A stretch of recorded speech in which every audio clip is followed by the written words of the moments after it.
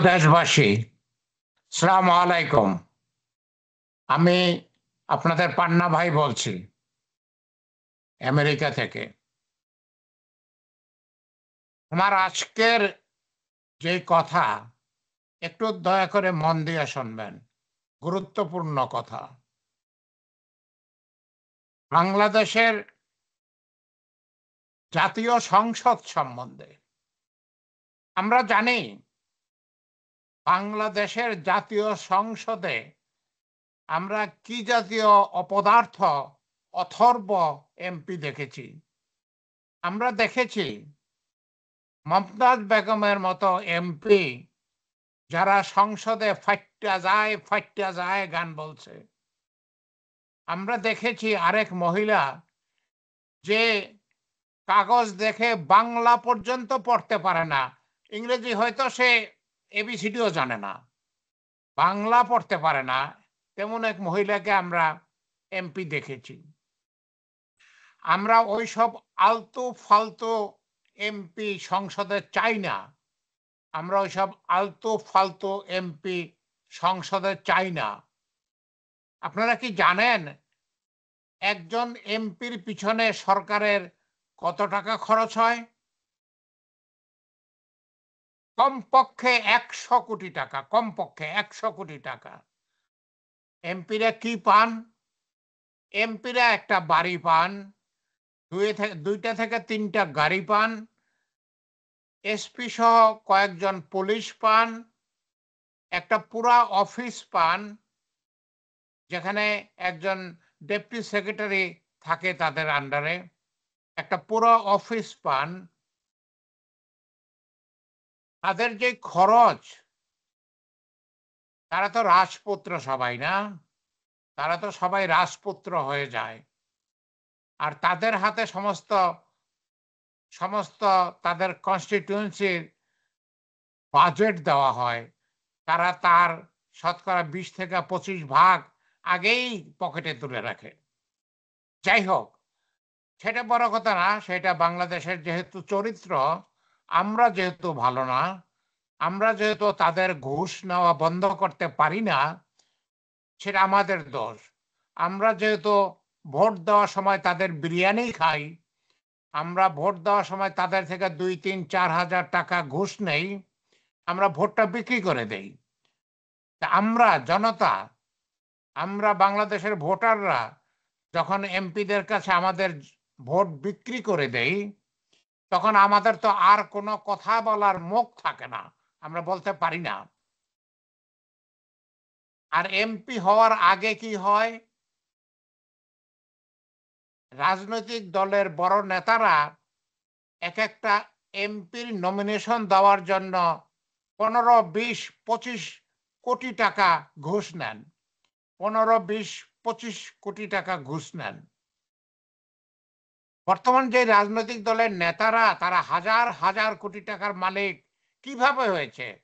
কোনো চাকরি করে না, কোনো রকমের ইনকাম নাই, কিন্তু তারা হাজার হাজার কোটি টাকার মালিক। এক একজন এমপিকে নমিনেশন দেওয়ার জন্য 20, 25 কোটি টাকা ঘুষ নেন তারা।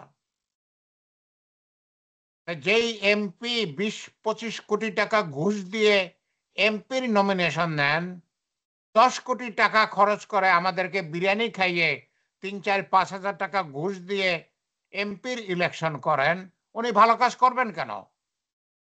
উনি তো এটা কিনে নিয়েছেন, উনি তো তার এমপির পদটা কিনে নিয়েছেন, অতএব উনি ভালো কাজ করবেন কেন? আর আমাদের এবার মুখ কোথায় যে তাদেরকে বলবো যে আপনি ভালো কাজ করতেছেন না? আমাদের তো মুখ নাই।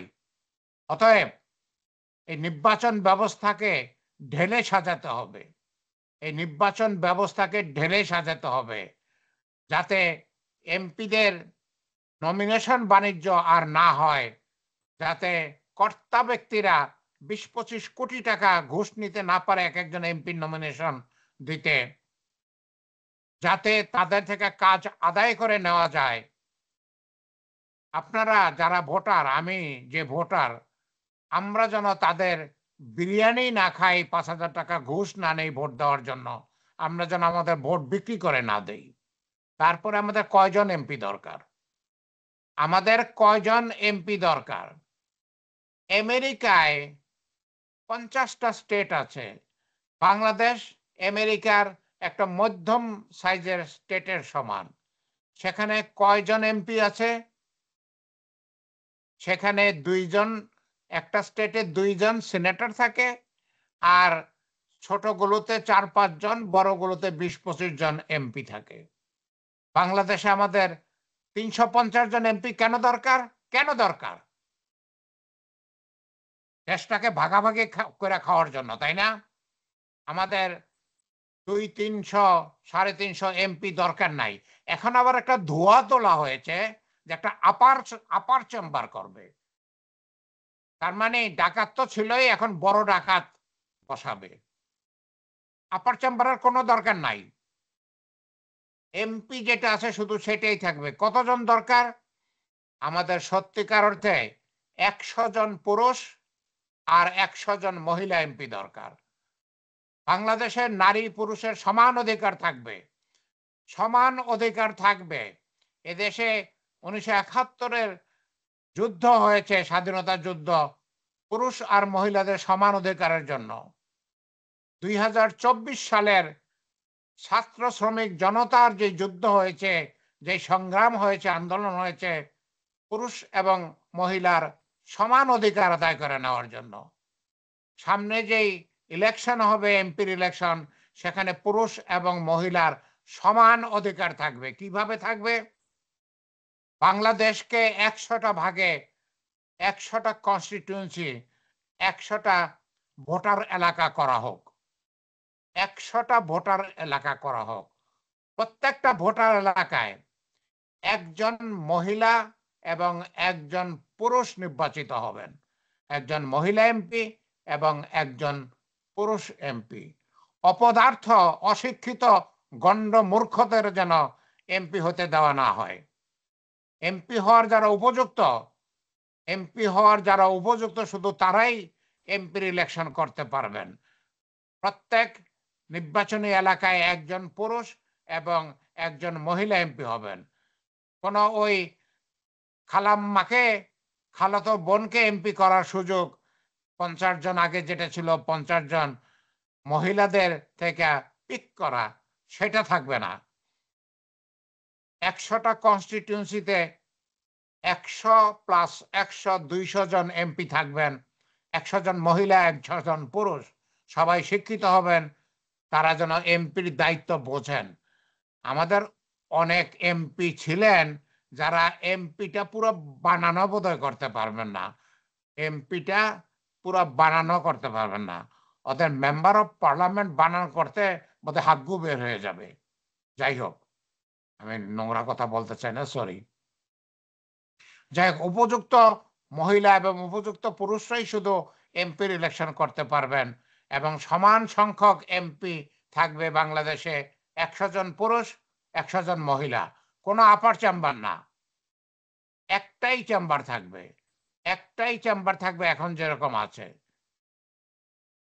এটা আমার দাবি, এটা আমার দাবি। আমি মুক্তিযোদ্ধা পান না, আমি এই বাংলাদেশের জন্য, এই মা বোনের জন্য, এই ভাইদের জন্য মৃত্যুর সামনে যেয়ে দাঁড়িয়েছিলাম 1971 সালে। আমি তখন ঢাকা বিশ্ববিদ্যালয়ের প্রাণীবিদ্যা বিভাগের ছাত্র ছিলাম। আমি আমার লেখাপড়া ছেড়ে দিয়ে ভারতে চলে গিয়েছিলাম। আমি মেঘালয়ের ট্রেনিং নিয়েছি, তুরা পাহাড়ের ট্রেনিং নিয়েছি, মহেন্দ্রগঞ্জের ট্রেনিং নিয়েছি। আমি 11 নম্বর সেক্টরে কর্নেল তাহেরের সাথে যুদ্ধ করেছি, একজন কোম্পানি কমান্ডার হিসাবে, গেরিলা কমান্ডার হিসাবে, উইং লিডার হিসাবে। আমি কামালপুর সেক্টরে, 11 সেক্টরের কামালপুর এলাকায়, বক্সিগঞ্জ ঘাট এলাকায়, বাহাদুরাবাদ ঘাট এলাকায়, বক্সিগঞ্জ এলাকায় যুদ্ধ করেছি। যুদ্ধের ইতিহাস পড়ে দেখেন। বাংলাদেশে যে সরকারি ইতিহাস আছে, 11 সেক্টরের যে যুদ্ধের ইতিহাস আছে, পড়ে দেখেন। আমার নাম কয়েক জায়গায় পাবেন। আমি পান্না কোম্পানি কমান্ডার, আমার নাম পান্না, ইমারত হোসেন পান্না। যাই হোক, নিজেকে বড় করে দেখার আমার কোনো দরকার নাই। আমি চাই বাংলাদেশের সুশাসন। আমি চাই বাংলাদেশের সুশাসন।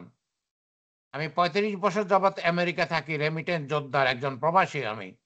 আমি 1990 সালে আমার যখন 40 বছর বয়স, তখন আমি আমেরিকায় এসেছি, 35 বছর আমেরিকায় থাকি। আমি আমেরিকায় একটা ইউনিভার্সিটির প্রফেসর, ইউনিভার্সিটি অফ মেরিল্যান্ডের আমি সাইবার সিকিউরিটির প্রফেসর। আমি আমেরিকায় একটা আইটি কর্পোরেশনের, একটা আইটি কোম্পানির মালিক, আমি প্রেসিডেন্ট। বাংলাদেশের ভাই ও বোনেরা, সামনে যে নির্বাচন আসবে, সামনে যে নির্বাচন আসবে, খুনিদের বিচার হওয়ার পরে এবং সংস্কার হওয়ার পরে জনাব প্রফেসর ডক্টর ইউনূস সাহেব যে ইলেকশন দেবেন, আপনারা দয়া করে অত্যন্ত সতর্কতার সাথে উপযুক্ত লোককে ভোট দেবেন। আপনারা ওই এমপিদের বিরিয়ানি খাবেন না, এই 2, 3, 4 হাজার 5,000 টাকার ঘুষ নেবেন না। আপনারা উপযুক্ত লোককে ভোট দিবেন, যাতে এমপির ঘাড় ধরে কাজ আদায় করে নিতে পারেন। ওকে, এমপির ঘাড় ধরে কাজ যাতে আদায় করে নিতে পারেন, তার জন্য আপনারা উপযুক্ত লোককে ভোট দিবেন, ঘুষ খাবেন না এবং তাদের বিরিয়ানি খাবেন না। আমি দেখেছি কয়েকদিন আগে যে ইলেকশনটা হলো, বছর 2 আগে, সেখানে এক একজন ক্যান্ডিডেট 200 কোটি টাকা খরচ করেছে, 200 কোটি টাকা খরচ করেছে। সমস্ত এলাকায় 15 দিন পর্যন্ত বিরিয়ানি খেয়েছে, ঘরে ঘরে 3 থেকে 4 হাজার টাকা ঘুষ দিয়েছে। প্রত্যেকটা ভোটারকে 3 থেকে 4 হাজার টাকা ঘুষ দিয়েছে। তারা যে 200 কোটি টাকা খরচ করে ইলেকশন করলো, 25 কোটি টাকা খরচ করে নমিনেশন নিল, তারা তো এই টাকাটা সুদে মূলে তুলে নেওয়ার জন্যই করেছে, তাই না? সেটা আর হতে দেবেন না। আপনারা সতর্ক হন, আপনারা সতর্ক হন, আপনারা সুনাগরিক হন, ভালো নাগরিক হন। আল্লাহ আমাদের সহায় থাকুন, আল্লাহ আমাদের সহায় থাকুন। আল্লাহ সহায় না থাকলে তো কিছুই হবে না, আমরা বললে তো কিছু হবে না। আমি 35 বছর যাবৎ আমেরিকায় থাকি, আমি বাংলাদেশে চলে আসবো ইনশাল্লাহ। আমি 35 বছর আমেরিকায় সার্ভিস দিয়েছি, বাংলাদেশে আমি কিছু সার্ভিস দেব। আমি একজন সাইবার সিকিউরিটির প্রফেসর। আমার একটা প্রাণীবিদ্যায় মাস্টার্স ডিগ্রি আছে। আমি বক্সিগঞ্জ কলেজে প্রাণীবিদ্যা বিভাগের হেড ছিলাম, আমি প্রফেসর ছিলাম সেখানে।